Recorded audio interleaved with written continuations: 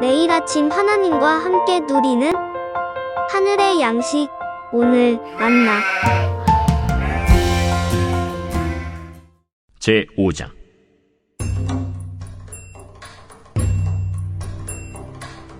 이스라엘 모든 지파가 헤브론에 이르러 다윗에게 나와 이르되, 보소서, 우리는 왕의 한 골육이니이다. 전에 곧 사울이 우리의 왕이 되었을 때에도 이스라엘을 거느려 출입하게 하신 분은 왕이시었고, 여호와께서도 왕에게 말씀하시기를 내가 내 백성 이스라엘의 목자가 되며 내가 이스라엘의 주권자가 되리라 하셨나이다. 이에 이스라엘 모든 장로가 헤브론에 이르러 왕에게 나아오매, 다윗 왕이 헤브론에서 여호와 앞에 그들과 언약을 맺음에 그들이 다윗에게 기름을 부어 이스라엘 왕으로 삼으니라. 다윗이 나이가 30세의 왕위에 올라 40년 동안 다스렸으되 헤브론에서 7년 6개월 동안 유다를 다스렸고 예루살렘에서 33년 동안 온 이스라엘과 유다를 다스렸더라. 왕과 그의 부하들이 예루살렘으로 가서 그 땅 주민 여부스 사람을 치려하매 그 사람들이 다윗에게 이르되, 내가 결코 이리로 들어오지 못하리라. 맹인과 다리 저는 자라도 너를 물리치리라. 그들 생각에는 다윗이 이리로 들어오지 못하리라 함이라. 다윗이 시온 산성을 빼앗았으니 이는 다윗 성이다. 그날에 다윗이 이르기를, 누구든지 여부수 사람을 치거든 물 깃는 대로 올라가서 다윗의 마음에 미워하는 다리 저는 사람과 맹인을 치라 하였으므로 속담이 되어 이르기를, 맹인과 다리 저는 사람은 집에 들어오지 못하리라 하더라. 다윗이 그 산성에 살면서 다윗 성이라 이름하고 다윗이 밀로에서부터 안으로 성을 둘러싸음이라. 만군의 하나님 여호와께서 함께 계시니 다윗이 점점 강성하여 가니라. 다윗은 양을 치던 시절 가족들 앞에서 첫 번째 기름 부음을 받았고, 두 번째는 사울이 죽고 난 뒤 유다 족속들에게 헤브론에서 기름 부음을 받았습니다. 그리고 모든 지파에게 세 번째 기름을 부음받아 온 이스라엘의 왕으로 즉위하게 되는 순간이 바로 오늘 본문입니다. 그의 감회가 얼마나 새로웠을까요? 하나님이 사무엘을 보내사 이스라엘의 왕이 될 거라 말씀하시며 기름 부으셨던 때가 10대 시절이었는데, 그때 이후로 사울의 죽임을 피해 광야에 떠돌이 생활을 했고 대략 20년이 지나서야 지금 왕이 된 순간입니다.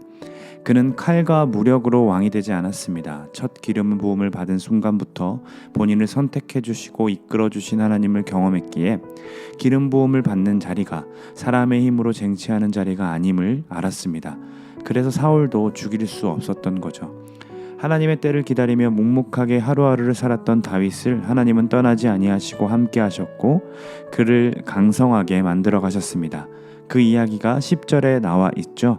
만군의 하나님 여호와께서 함께 계시니 다윗이 점점 강성하여 가니라. 오늘과 내일 살펴보게 될 이 사무엘하 5장은 다윗이 어떻게 강성해져 가는지 볼 수 있는 대목입니다. 다윗에게는 수도가 필요했습니다. 지금 머물고 있는 헤브론도 의미 있는 지역이지만 남쪽으로 치우친 도시이기에 북쪽 지파들을 품어내기까지는 역부족이었습니다. 그래서 다윗은 북쪽과 남쪽을 잇는 척추와도 같은 도시를 선택했어야만 했습니다. 더욱이 어떤 지파에도 속하지 않는 도시여야만 했습니다. 왜냐하면 유다 지파에 속한 도시를 수도로 삼으면 그 지파에게 왕이 힘을 실어준다는 말이 나올 수 있기 때문입니다. 가나안 땅 중간에 위치하고 있고 누구에게도 속하지 않은 땅은 그 당시 한 곳밖에 없었습니다. 그 자리가 바로 예루살렘, 여부스 민족이 살고 있는 곳이었죠. 여호수아 15장, 사사기 1장을 보면 여부스 족속을 쫓아내고자 했지만 쫓아내지 못했습니다. 그들과 결국 함께 살기로 작정했고 후에 여부스 족속은 강성해져서 누구도 쳐들어올 수 없는 예루살렘 산성에 천혜의 요새를 만들게 됩니다. 우리로 따지면 남한산성 같은 곳에 여부스 민족이 살고 있었던 겁니다. 심지어 다른 비탈진 평원을 오르려고 해도 두 개의 거대한 흉측한 형상이 있어서 겁에 질려 돌아가곤 했습니다. 이 형상이 무엇이냐면 절뚝거리는 야곱을 닮은 형상과 노년의 시력을 잃어버린 이삭과 같은 형상이었는데, 여부스 민족들이 오래전 가나안 땅에 살았던 이스라엘의 유명 조상들을 경망스럽게 악의 표상으로 바꾸어 놓았던 겁니다. 또한 산세에 있는 예루살렘은 밑에서부터 수도관으로 끌어올려서 물을 공급받을 수밖에 없었는데 이 흉상들은 수도관과 연결되어 사람이 물을 끌어올릴 때마다 움직였다라고 합니다.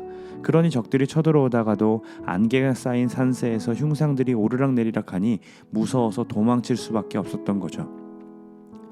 다윗은 그 땅을 수도로 삼고자 하고 쳐들어갑니다. 모두가 기피했고 무서워했던 땅을 그는 두려워하지 않습니다.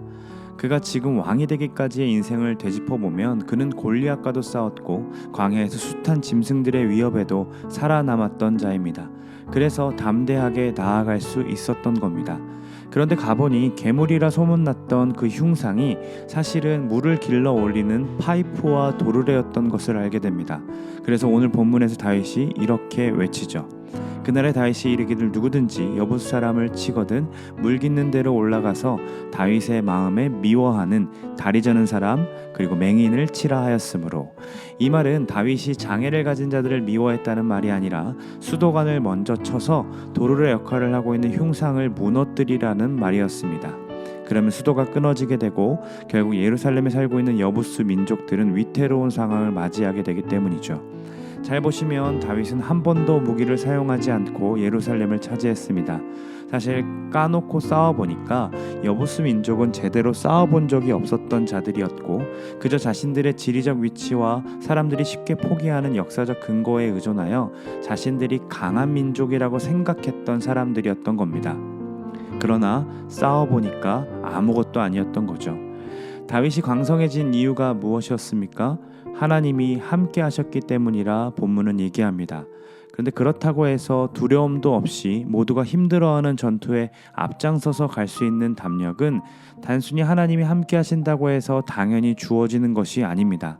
다윗이 담대하게 두려움 없이 나아갈 수 있었던 이유는 지금껏 그의 인생에서의 하루하루를 하나님과 함께 동행해 왔기 때문입니다. 사무엘상을 읽어보시면 아시겠지만 그의 인생이 참으로 쉽지 않았습니다. 기름 부음 받은 것이 오히려 그의 인생을 어렵고 어렵게 만들었죠. 그런데 그 고난과 역경의 삶 속에서 하나님의 동행하심이 그리고 하루하루 충성되이 살아갔던 다윗의 태도가 누구보다 두려워했던 여부수 민족 앞에 아무렇지 않게 설 수 있는 힘이 되었습니다. 다윗은 알았습니다. 자신이 왕이 된 이유, 자신이 강하고 담대하게 여부수 민족과 싸울 수 있는 이유, 그 모든 것이 하나님이 자신과 함께 해주신 덕분임을 알았습니다. 그래서 12절 같이 고백합니다.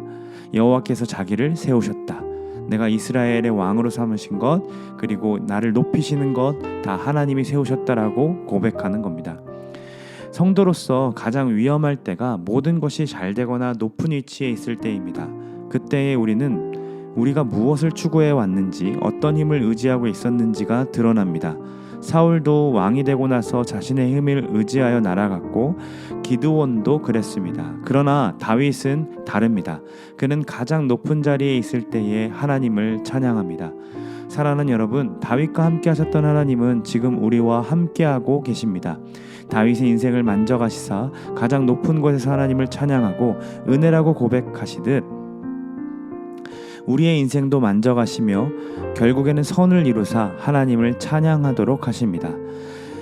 이 사실을 알게 하기 위해 우리를 예배의 자리로 부르셨다는 것을 우리가 잊지 않기를 소망합니다. 예배는 우리를 지으신 분이 누구시고 그리고 우리를 이 자리까지 인도하신 분이 누구신지 아는 자리입니다.